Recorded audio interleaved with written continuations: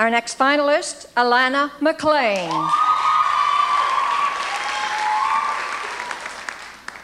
Good evening, honorable judges, ladies and gentlemen, and fellow contestants.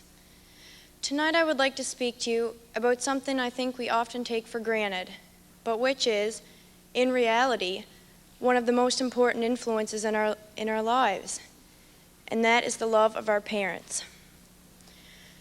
I have chosen this topic because 17 years ago, a young, single mother was unable to provide for her baby. That baby was me. As a result of her decision, I have been blessed with the mom and dad that I have today. What is a parent? A parent is the one who holds your hand when you learn to walk. A parent is the one who runs alongside your bicycle when you first take those training wheels off and cheers when you keep going. A parent is there for you on that first terrifying day of school, and their smile makes everything all right. A parent is the one who gives you that last piece of apple pie, proclaiming that they don't really like desserts anyway.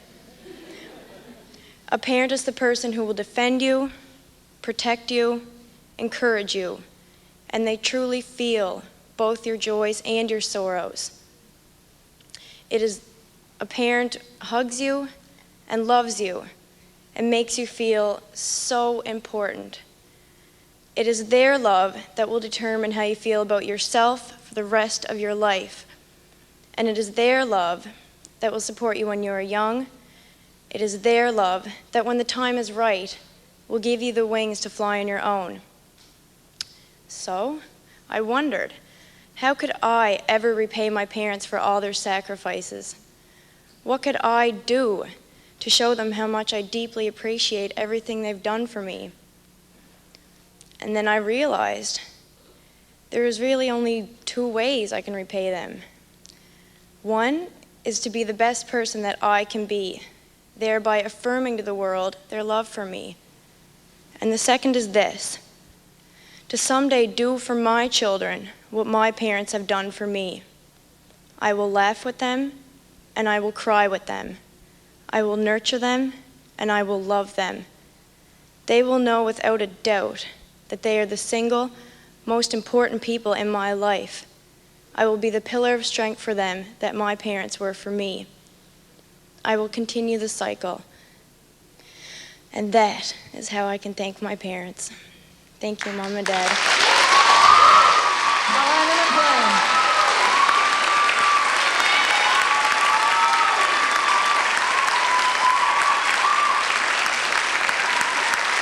Our next finalist, Megan Farrell.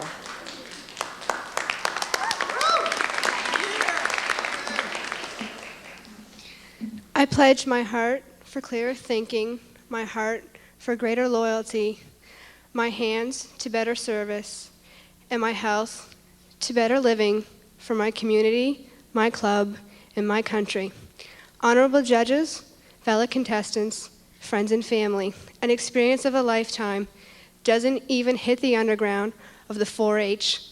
But before I tell you about my 4-H, I would first like to explain to you my experiences beforehand. At a very young age, I became involved with horses. I've been taking riding lessons since I was 5 and have had a love for them very greatly since then.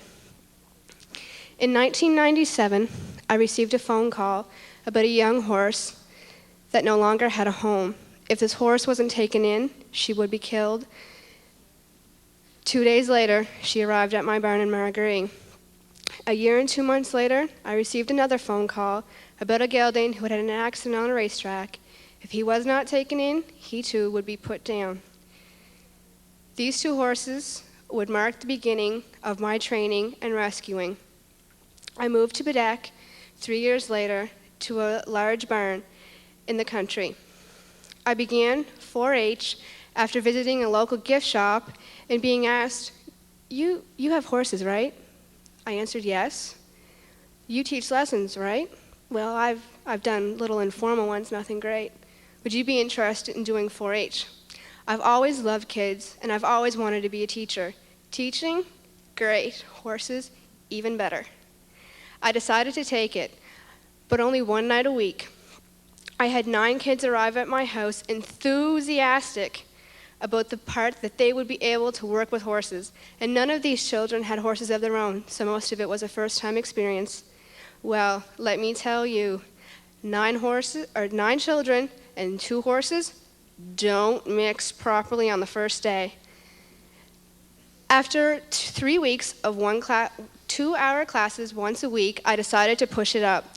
All of my children were so enthusiastic about learning about horses, taking care of them, and just the part of being there, I decided to put my lessons to 2 days a week. I have 4 come on Tuesdays and 4 come on Thursdays for 2 hours apiece. Then, in December, I took a small break for Christmas, and while at work one morning, I received a devastating phone call at 7 o'clock. I picked up a phone, and a man on the other end said, "Would you be interested in taking in another horse? I have one." I asked the price. He said, "For free." I thought, "Great, where are you located?" He said, "New York." My heart stopped. I said, "Well, I am not able to go to New York and pick up a horse, but I could find someone in the early location around your area." He answered to me, "I don't have time for that. This horse is a quarter crack and cannot race to 2 to 3 months. If he doesn't have a home by 4 o'clock, he will be put on a meat truck and sent to a slaughterhouse. I simply don't have the time or money to waste." Well, a week later, guess what arrived at my barn? 17 hands high and all 1,500 pounds of him. His name was Dakota. He was welcomed into my barn by my 2 horses, and by most of all, my 9 4-H children who love him dearly. To let this opportunity slip away, I just couldn't do. This is what 4-H has given me so far. The chance to teach children, number 1, teaching I love, number 2, horses I love even more. I'm the only senior member in my 4-H group. All of the other ones are all clover beds, which are 9, and all are 12 and under. I was given the opportunity to do public speaking. I was asked if I wanted to, and thought it would be a great opportunity to influence the younger children in my group, because most of them, you ask them the question, the head goes down, and the head starts shaking. It'd be a great opportunity, I thought, for these kids to see someone who they look up to be able to get up and speak. I have 2 young girls in my group who are very, very shy. I influence them to do it. I practice with them. My first girl, who was 12, got first place in school and was able to go on to Sydney to compete in junior speaking. The second girl won at 4-H, the most improved speaker. I got top senior speaker and was able to perform in front of our regional rally. I also got the opportunity to try out for hostess, which in 4-H means that you are the one that is responsible for promoting 4-H in your region. I got that too at the rally, and trust me, I was surprised. Yesterday, I was able to go to the 4-H provincial rally. I was there at 7 o'clock in the evening, did my impromptu, and came back here for this. I'm not sure about the results because we haven't been able to find out yet. But trust me, 4-H has given me a great experience. I've been talking to universities, and they all tell me to keep my 4-H going. I love it dearly, and just the point that maybe someday, when these children look back on their lives, they'll be able to think that maybe someday I will make an impact. Trust me, more than you could ever imagine, 4-H. Thank you. Thank you, Megan. Our next finalist, Sienna Chesson. Honorable judges, family and friends, fellow contestants. If any of you have ever seen a movie or television show depicting a pageant, you've surely heard that standard cliche answer to every question. World peace. These girls portray that with high heels and a dab of lipstick, you can cure the problems of the world. However, this is not your usual pageant, and I'm not going to give you the usual solution to the problem. Last year, in September, I was fortunate enough to be chosen as one of 8 Canadian delegates to the Sydney 2000 Olympic Youth Camp. and was held in Australia in conjunction with the Summer Olympics. There were over 400 delegates there from all corners of the globe, from Canada to Peru, France to Bhutan, Indonesia to Somalia. All in all, over 100 countries were represented. I lived with these people for nearly a month, and this experience gave me the knowledge where I learned volumes about the many cultures of our earth. This knowledge is the key to achieving world peace. We all need to step back and take the time to learn about other cultures.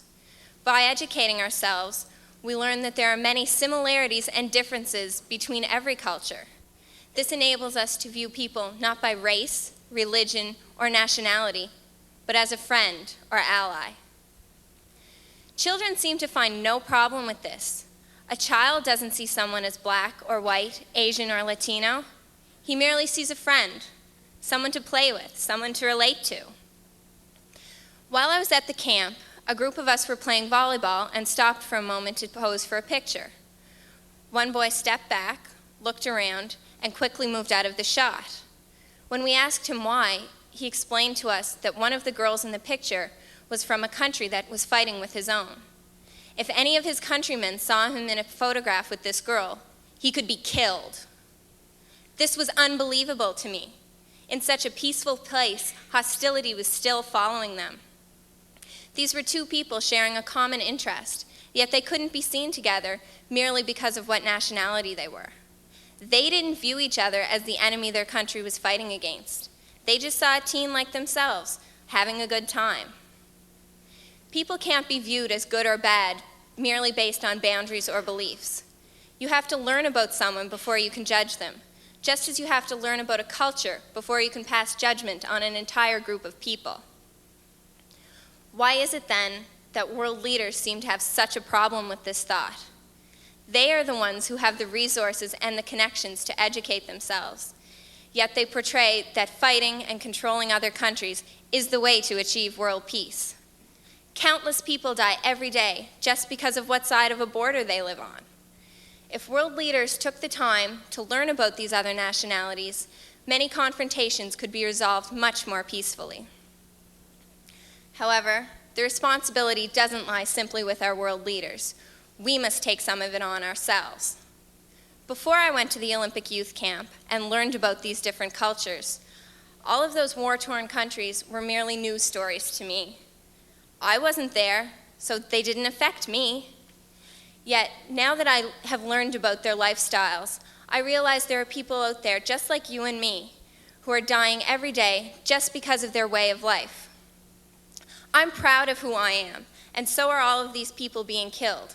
Yet I am allowed to live freely while they hide from gunfire. I realize that things can't be changed overnight, but we can change our own views. Educating ourselves through travel, volunteerism with organizations such as the Red Cross and UNICEF, or simply by reading books, are ways to enlighten ourselves and to help to solve the problem. These open your mind to seeing similarities between the different cultures, and they also allow you to appreciate and value the differences between us all. In closing, world peace will not come about by controlling countries, or by excessive use of hairspray and mascara. World peace will come about only through expanding our knowledge and our attitudes. Thank you. Sienna Chesson. Thank you, Sienna.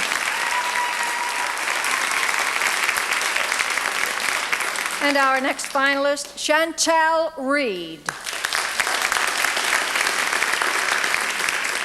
Good evening, ladies and gentlemen, honorable judges, family, and friends. The topic that I have chosen to talk about tonight is one directly related to this pageant. It's on positive attitude. Life, it's all about attitude. Everything is what we make of it. It's up to us whether we want to wake up every morning and see the glass as half empty or half full. One thing that we're all born with is an opinion.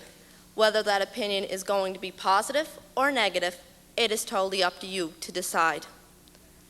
The most important thing to remember is that it is so much easier to get by in life having a positive attitude, and we all feel much lighter not having to carry around that big chip on our shoulder. A lot of aspects can play role towards our attitude and whether it is going to be positive or negative. Our self-concept can play a big part. Before we get to have a positive perception towards other things in our lives, we have to have one established towards ourselves. Now, this is a major point and one that I think that is overlooked by many. No matter what we have or don't have in our lives can take the place of how we truly feel towards ourselves. Fear is also another factor towards our attitude. Before I entered this pageant, I was afraid. I have never done anything like this before, and the thought of not fitting in really frightened me. Actually, what frightened me the most was coming here on Monday and learning that we had to do a dance. But thanks to Arla and the rest of the other girls, this has been an opportunity and experience for me that I will never forget. I believe that for every new experience that we encounter, we open up a window of opportunity. We cannot go around in life being afraid to try new things. Change is a natural and wonderful experience that will occur frequently throughout one's life. Growing up, I have always been afraid of change. No matter what it was, I didn't want things to be different. But now that I'm older, I see that if things were to stay the same, exactly the same every day, life would be pretty boring. These are just a few of the attributes that can contribute to a person's attitude. Basically, what I'm trying to say is that we can only expect to get back out of life as much as we are willing to put in. And in short, a positive attitude is the only kind of attitude to have in life.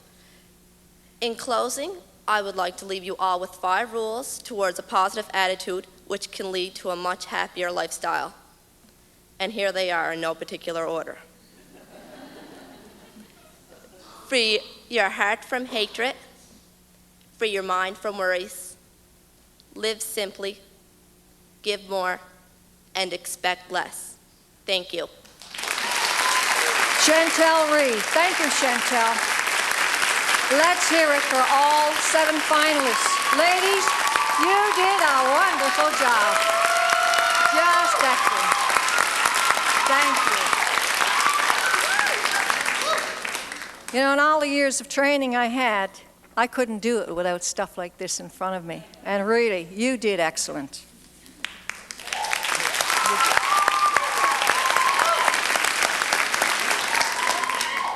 Now we want you to relax. The impromptu questions. These are fun. Okay? Scott Covey has the questions, and I will call them. Ooh, the bowl. Quick answers. Quick. Really quick. I will call on Elisa Grant.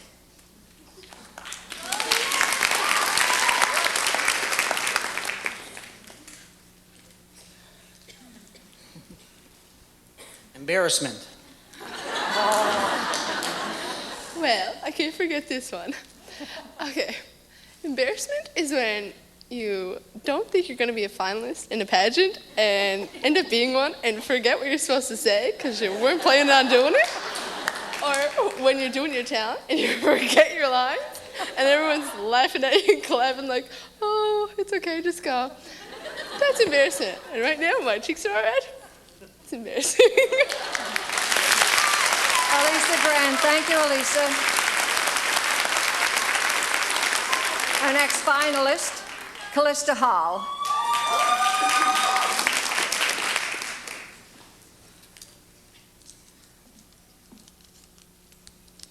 Memories. Oh. Well, good evening, ladies and gentlemen, honorable judges, and fellow contestants. Memories. I would definitely have to say, other than graduating from high school and all the high school memories that everyone usually has, this has been one of the best memories, definitely one of the highlights of my year so far. I just finished my first year in university, and with all the people that I met at university, I would have to say, no offense to the people I met at university, but these group of girls are definitely the nicest and the bestest friends that I made this year. I said earlier that when I think back of this year, this would be my fondest memory, and that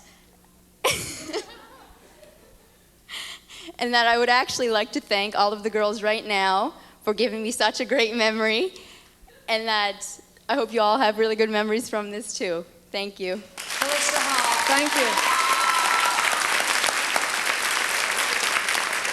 Our next finalist, Shannon McNabb.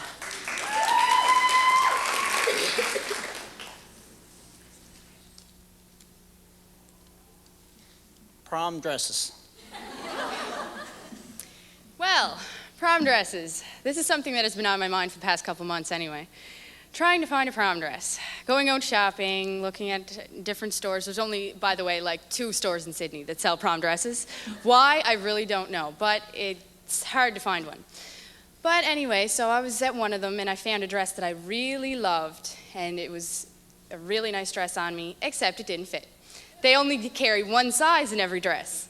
So the size was too small. If it was too big, at least I could see what it looked kind of on me, but it was too small. So I decided that I was just going to get one made. And right now I am in the process of getting it made, but I'm kind of a last-minute person, so I haven't even had a fitting yet. So she has my material and she's starting to make it, but, you know, and prom is about not even a month away. So I'm kind of panicking about that, but I'll get it done eventually, I hope. Thanks. Shannon McNabb. Thank you, Shannon. Our next finalist, Alana McLean.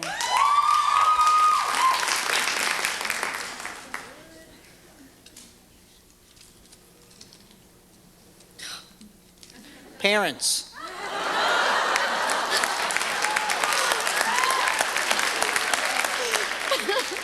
Haven't I said enough? No, my parents are sitting right over there. They're the greatest people. Like I said, they've supported me in everything I've ever wanted to do, and they're great people. And they support me, they encourage me, they defend me, they protect. Oh, I got a story.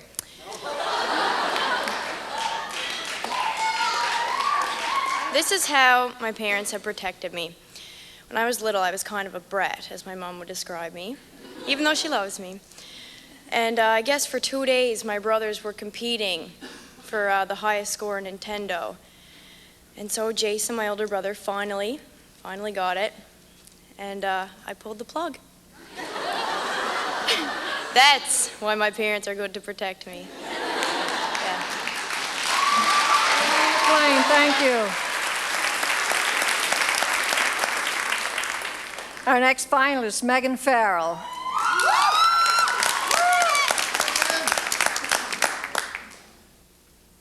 I like to foolproof these. Boyfriends. Boyfriends.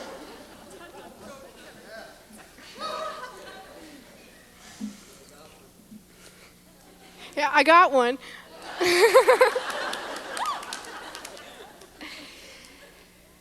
People who stand beside you, who are not because they're your friends, your parents, or siblings. I'm going to leave my boyfriend's name anonymous. But one thing I would like to do is say how much they encourage us. Even when we're younger, it's, you don't need a boyfriend. No, you don't. No, you're pretty enough. You don't need a boyfriend. But deep down inside, they really do a lot. They encourage, they help, they soothe, definitely. They're people to hug and kiss other than your parents. Who wants to take their dad to your prom? Sorry, Dad. They're people to talk to, and they're people to confide in. Everyone has a best friend. But sometimes talking to your boyfriend's a lot easier than talking to your friend. But trust me, friends are always the greatest to have. And when the boyfriends are gone, your friends are always there. Trust me. But I'd like to send a special thanks out to mine. And these people are great. But always remember, your friends are just a little bit more important. Thank you. Megan Farrell. Thank you, Megan. Our next finalist, Sienna Chesson.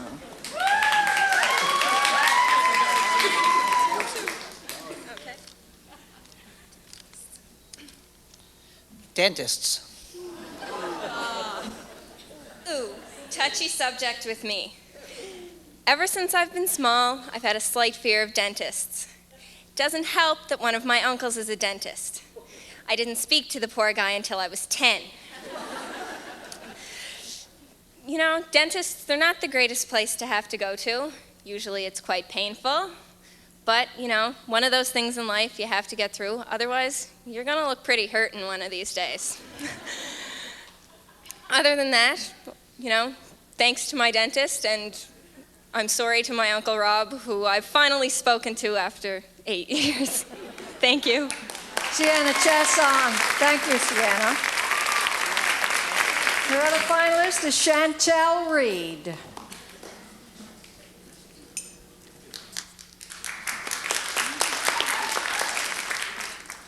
Santa Claus. I love Christmas. I love presents, and there is a Santa Claus.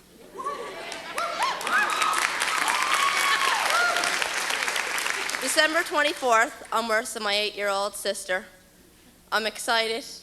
I come home, I get my new pajamas out, because Santa Claus is coming that night. I'm the first one up at 6 in the morning, and I run downstairs for the presents. Presents aren't everything, I know, but they are nice.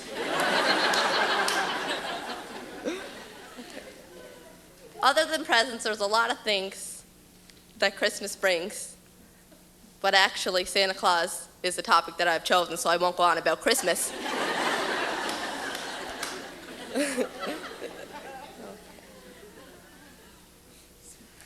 Santa Claus, Kris Kringle, whatever you want to call him, he'll be in my heart, probably forever. Thank you. Chantel Reed, thank you. And there you have our 7 finalists, ladies and gentlemen. Elise Grant, Callista Hall, Shannon McNabb, Alana McLean, Megan Farrell, Sienna Chesson, and Chantel Reed. Just beautiful. Now, and I wouldn't want to be the judge, or one of 3 judges. But we're going to say goodbye to our judges, hopefully not for too long. But you do have your job cut out for you, and we wish you well. Ron Hansen will escort the judges to a private area. And now, ladies, we will have you take a breather, and you can leave the stage, and we will have you come back on shortly for the crowning of Miss Attitudes 2001. Let's hear it for our finalists.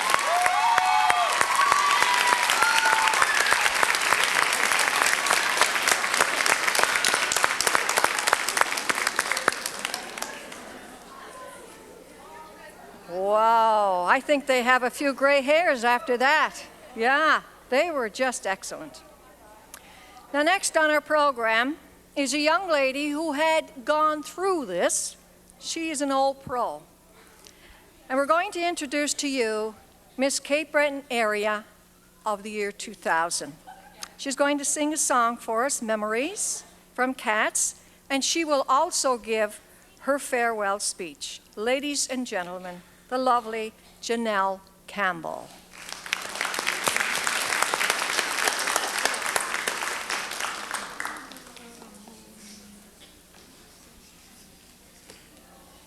You are not going to sing. You already did your singing. Yes, she's going to give her speech. And she's going to do her little walk around.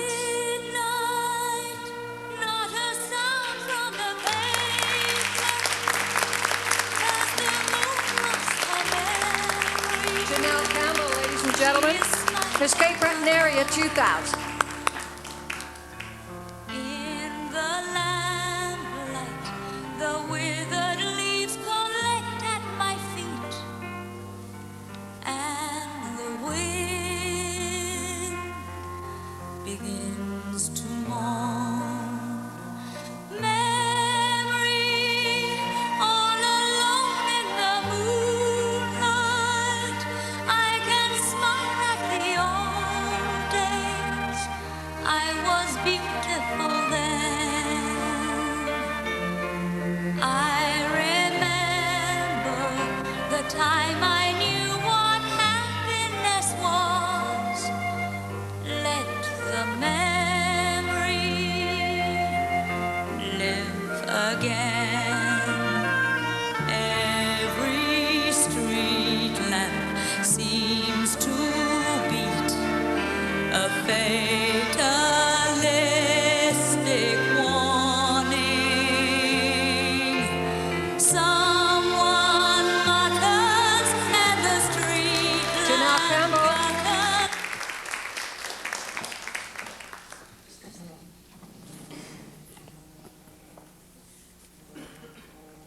Good evening. This year added wonderful and exciting experiences for my journey of life. Good evening, honorable judges, ladies and gentlemen, family, friends, and 2001 contestants. I thought that a farewell speech would be a breeze, but after tearing up 4 different drafts, I soon realized my finalist speech I wrote last year was much easier. My year began by opening up new paths for me before I even won the crown. New friendships and the fun I had made all the hard work worthwhile. And of course, the crown was an awesome added bonus. I remember the incredible rush that I felt as my name was announced as Miss Cape Breton Attitudes 2000, but I didn't do it alone. I would like to take just a moment to thank everyone who helped me personally and who works hard at keeping this pageant running. There are a few people that I wish to make special mention of. First, Jack Compton, for directing and organizing the pageant all these years. We couldn't have done it without you, Jack. To the Compton and Covey families for their hard work and help that they give all the girls, and especially me, this past year. To the sponsors and to the judges, we wouldn't have a pageant without you. To my family and friends who believed in me and stood by me, especially my parents, my backbone, and my sponsors last year. To Out Home and Jeff, for all your help, love, and support. And last but not least, my cousin Eileen and the Butler-McLeod family for all their help. They began helping me last March so I would be fully prepared, and I couldn't have done it without any of these people. I love you all. To continue, my year was jam-packed and I loved every minute of it. Canada Day was my first duty as I was in a parade through Westmount, and then I got to cut a cake of a Canada flag that was the size of the back of a half-ton truck. The summer passed quickly with other parades in Sydney, North Sydney, and New Waterford. In early fall, things slowed down, but I stayed busy with continuing my business and marketing degree and working full-time at Finishing Touch. It was Christmas in November with the Santa Claus parade, and let me tell you, I was glad I had remembered my mittens. And I was so pleased because Christmas Daddies is such a wonderful, tremendous telethon that I could help them out by answering phones and taking pledges. Winter carnivals are a huge part of high school, so I was elated when I received a call asking me to be a judge for Holy Angels, a school which I graduated from in 1998 and still hold very dear to my heart, especially since it was a pageant that I had won first runner-up in 4 years ago. Mother's Day, I was at Swiss Chalet Restaurant, handing out carnations. This gave me the chance to meet and talk with hundreds of people. Before I realized it was time for me to meet this year's contestants. My biggest fear is that there would be a group of girls who did not care about the crown or the new experiences you can endure throughout your reign. My fear was quickly squashed. There couldn't be a friendlier, finer group of young ladies. I wish them all luck and happiness, no matter what tonight's outcome. And I sincerely mean it when I say you are all winners to me. This is where I told Jack that I was going to take the crown, run up the center aisle, and out the door. But I realized that there's no need to. My year couldn't have been better had it been a dream. And I'm pleased to pass on a year full of opportunities and a lifetime worth of memories. Thank you. Good night.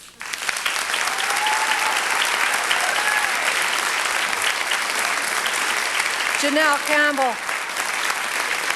And she wears that crown so well. As a matter of fact, I think, if I'm not mistaken, Janelle, last year I think your mom was on her way home, the airport. Am I not right? She was. Yes. She just missed it by 1 day. Just missed it by 1 day. And Janelle went out to the airport with her crown. And that's how her mom knew about it. And that gave me goosebumps. I thought that was wonderful. So Janelle will be back a little later on as she will be crowning the Miss Attitudes 2001. Now we have some entertainment for you as we await the judges. It's a special treat. We have the Queen from our 1998 pageant. and she will sing a selection for us. Arla Marzik. Ladies and gentlemen, let's hear it for Arla.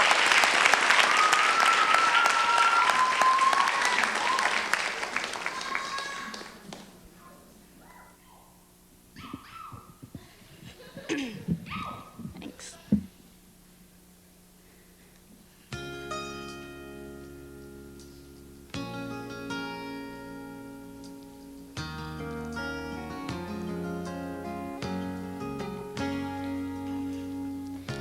You say I only hear what I want to.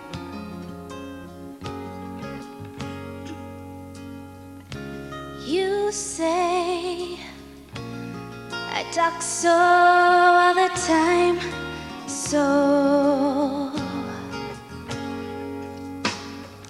And I thought what I felt was simple, and I thought that I don't belong. And now that I am leaving, now I know that I did something wrong, 'cause I missed you. Yeah, yeah, I missed you.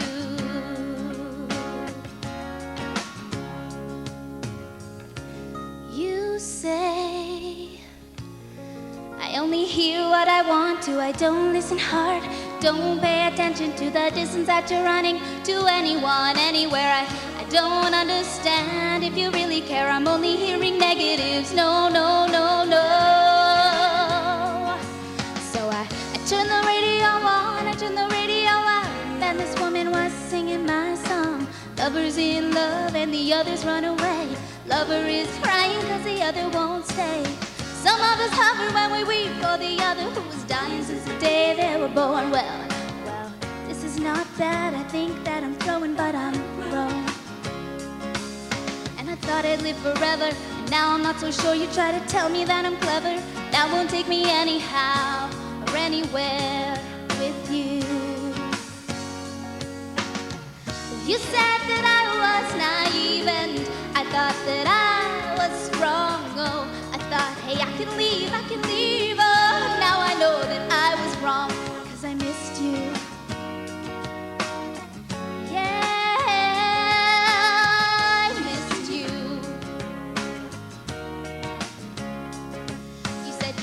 Cause you want me, and one day you let me go. You try to give away the keeper, or keep me cause you know you're just so scared to lose. You say, stay.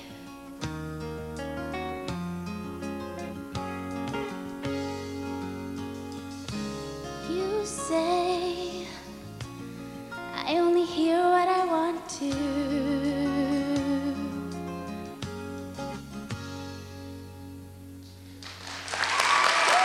Thank you, Arla.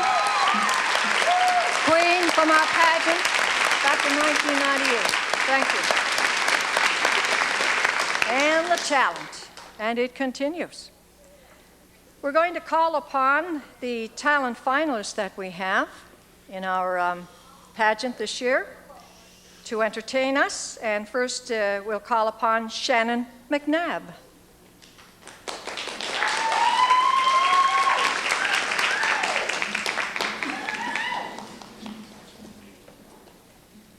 Good evening again, everybody. This take a couple minutes to set up, but could I ask that they turn a little more lights on for my display? I don't know who would tell that, but thank you. Okay, the best way I think that I can work this is I'm going to hold up the painting and then give it to Jack. He's going to walk it up the middle aisle because no one will be able to see it. You still might not be able to see, but it'll do a little better.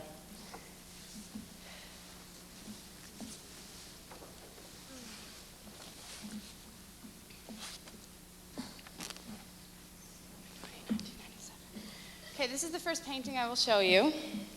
It's entitled Paris in the Rain. It's 16 by 20, and it was done in 1997.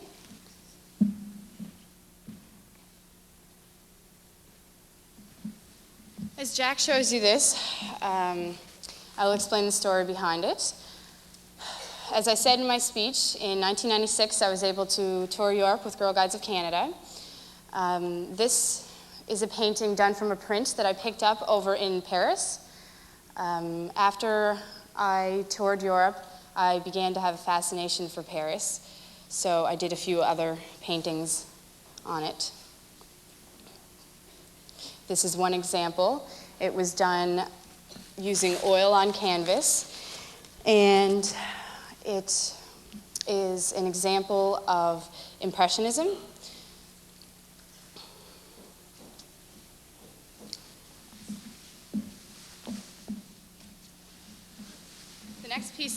The next piece that I will show you is much more recent. It was done this year. I didn't really title it, but it is also oil on canvas, and this was also for my fascination of Paris.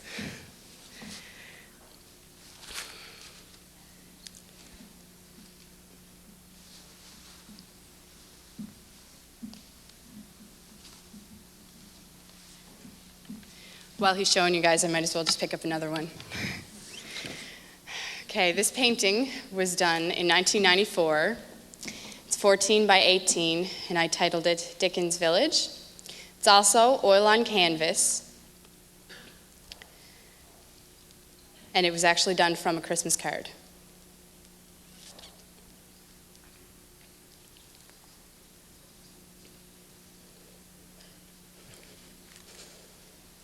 Trying to show everyone, are you Jack?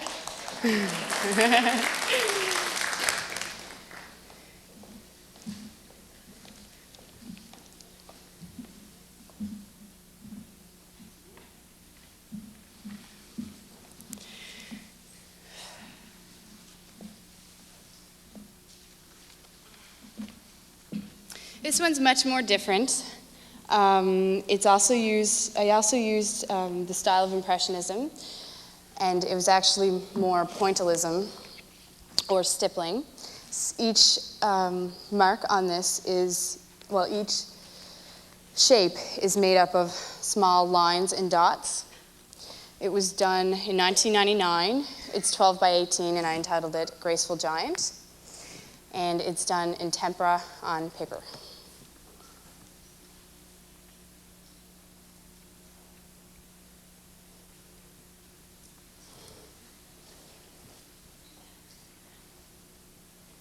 This was much easier to do in the Cape Breton Inn, believe me. Everyone could actually see, but that was only about 50 people, so.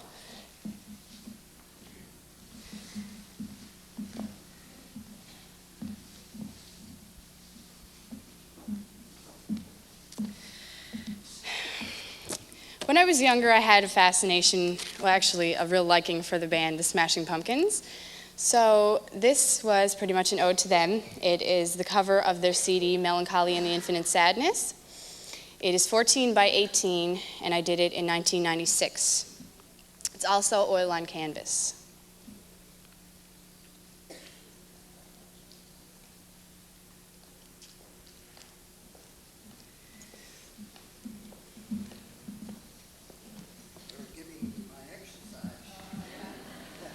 Got to keep you moving, Jack.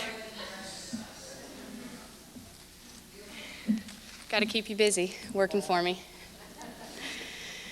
Anyway, this is another painting that I did more recently. Finished it in 2001.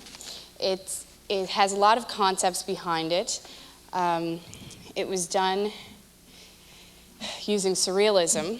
So I'll try to explain what I was thinking when I did this painting. Anyway, I entitled it Time, and it's 15 by 20, and it's on watercolor. So for this painting, the candle in the middle represents the human race, and the whole idea of it is how we're destroying the earth and how careless we have been. I tried to also portray that we are trying to make up for the mistakes of the past and finally accepting that it is our fault, things that are happening, and trying to find solutions. So that sums it up a little bit anyway. I don't know if you can understand it by looking at it, but this is my thought anyway.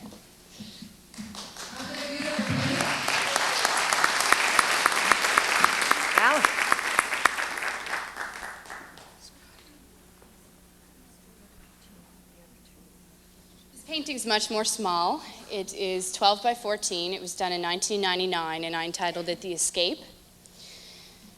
While in school, we were toying with the concept of world disaster. So I tried and tried and tried and took a long time to try and figure out what I would do for world disaster, because that was my assignment in school. And this is what I came up with, the idea of escaping from a volcano, actually. But it is a scene underwater. It's also done in watercolor.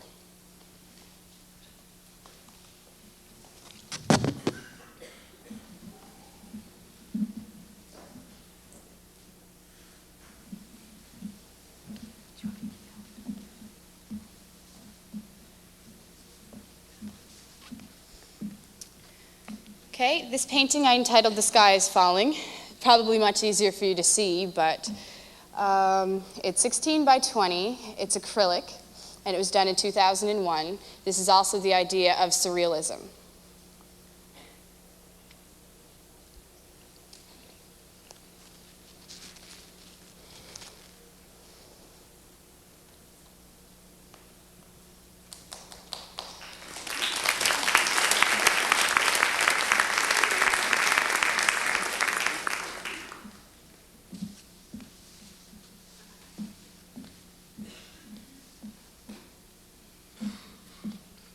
This painting is much smaller than the rest. It'll be much harder for you to see, but I'll tell you the title. It's kind of long, kind of confusing.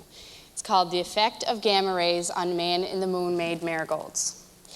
Okay, the idea behind this was my Drama 12 teacher last semester asked me told me that he was holding a play out here, actually, and they wanted someone to design a cover for it. And this is what I came up with. I had nothing to go by, I just kind of designed it from the name. So it's 11.5 by 8, and it was done in 2000.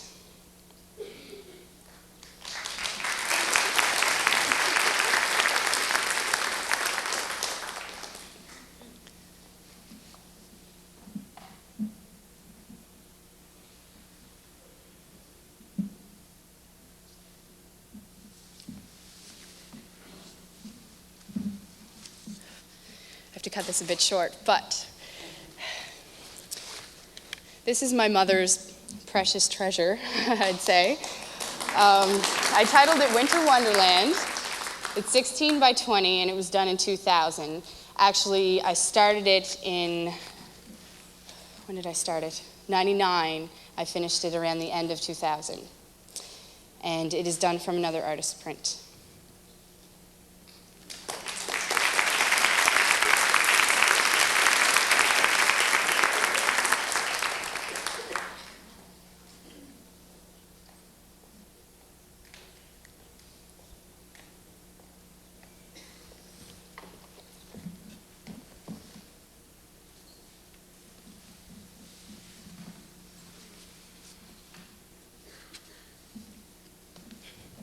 Thanks. Shannon McNabb, thank you so much, Shannon. Among your other talents, we're going to be looking forward to seeing and hearing of excellent things from you and your paintings in the future. Thank you very much. It's wonderful, very talented. And she helped Jack lose those 5 pounds he wanted to lose.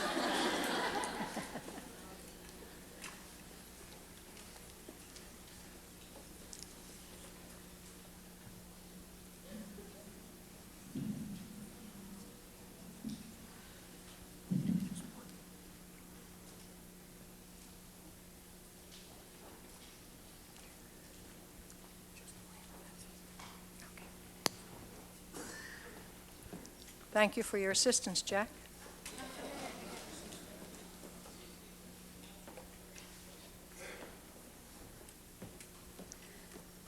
And our next talent finalist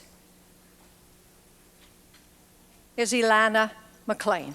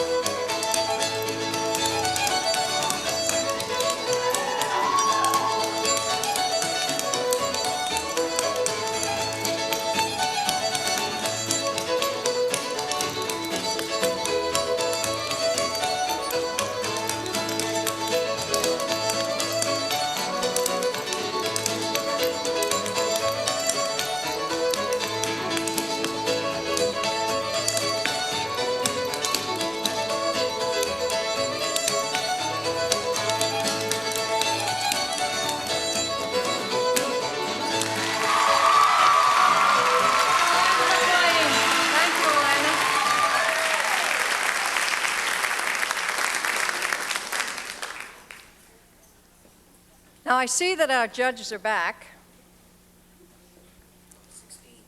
And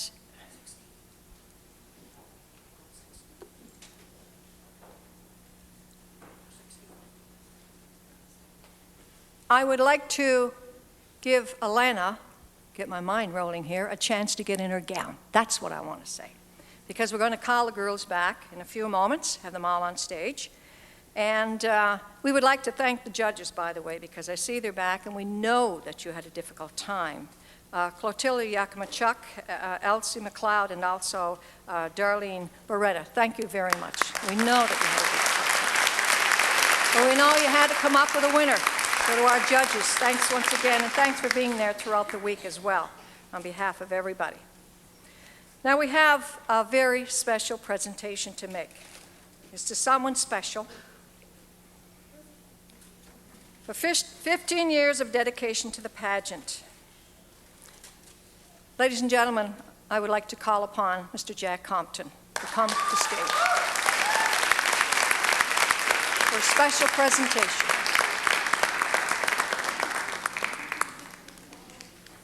He didn't expect this. Well, Jack, you know, with these pageants, anything.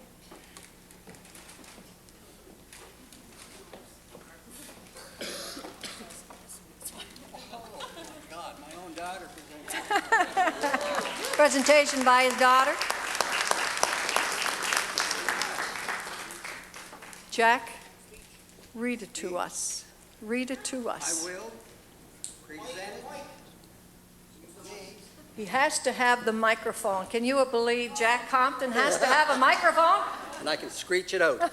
There you go.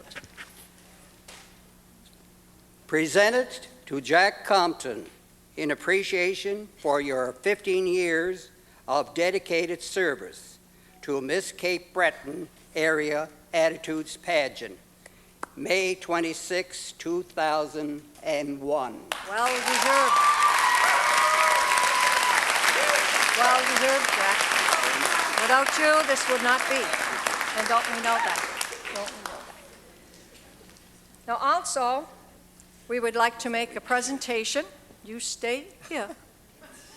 Presentation of flowers to Jack's wife, lovely Rose Compton. I know she doesn't know about it, Jack. Rose, will you please come down? By the way, Rose Compton, she's always there. With many thanks, Rose. And congratulations to Rose and Jack on your 40th anniversary, the 24th of June. Scott and Jose. So congratulations to you both, and I'm sure party time on June the 24th.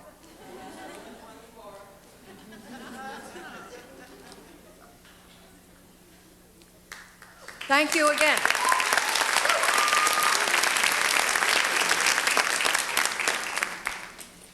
And of course, to all the judges and their families in the media and entertainment, we would like to thank each and every one.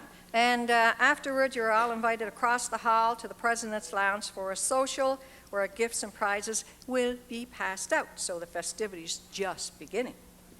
All right, now, are we all set? Okay, if we will have all the young ladies on stage. Let's see them again.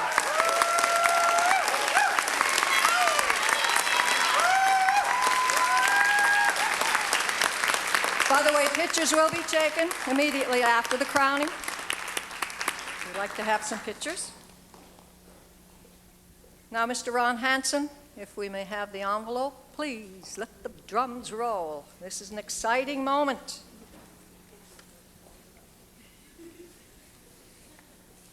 Okay. Starting from the 6th runner-up.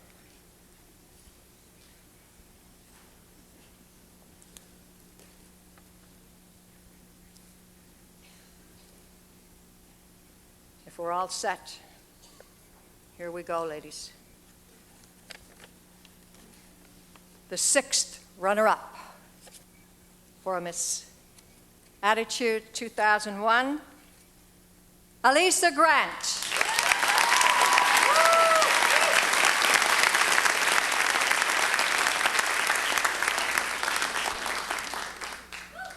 Congratulations, Elisa.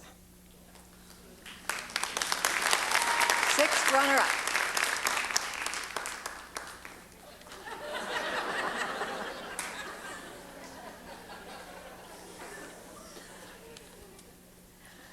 The 5th runner-up for Miss Attitudes 2001, Callista Hall.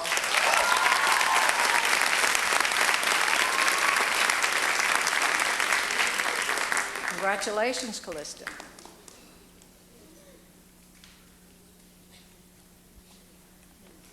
Callista Hall, 5th runner-up.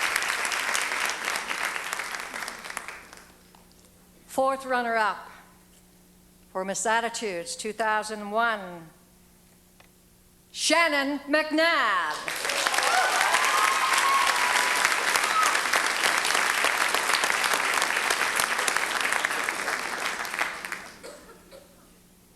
Congratulations, Shannon. Shannon McNabb.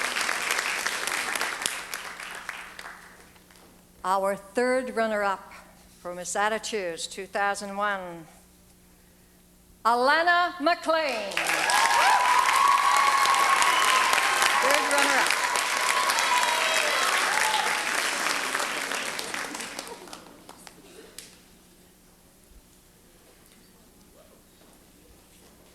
Someone found a wallet and ID and whatever in the washroom. Courtney Don McLeod. The excitement.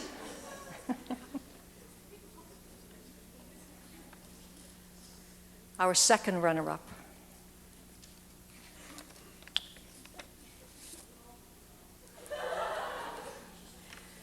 Second runner-up for Miss Attitude 2001, Megan Farrell.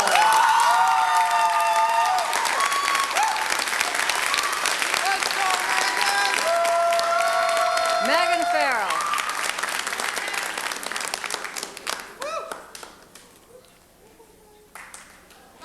Congratulations, Megan.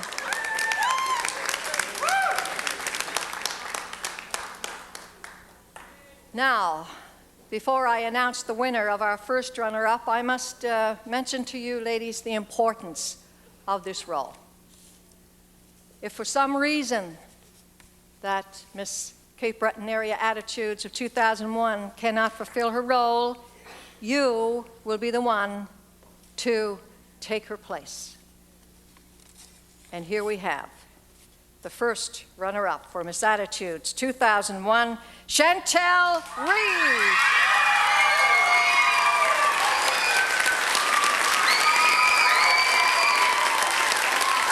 Chantel Reed.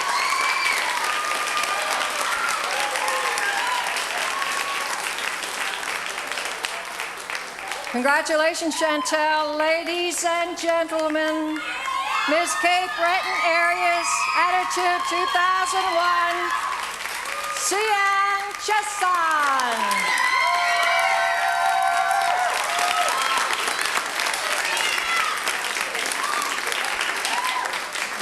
Isn't she beautiful? And doesn't she wear the crown well?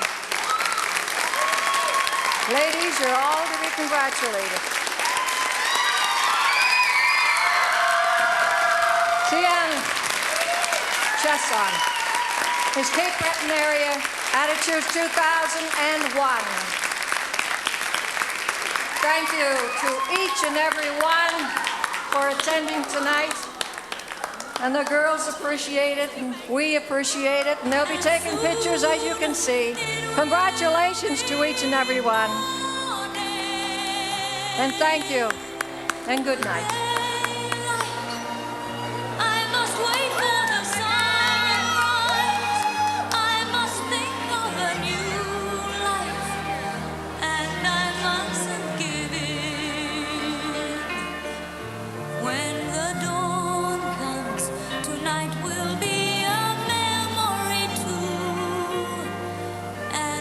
New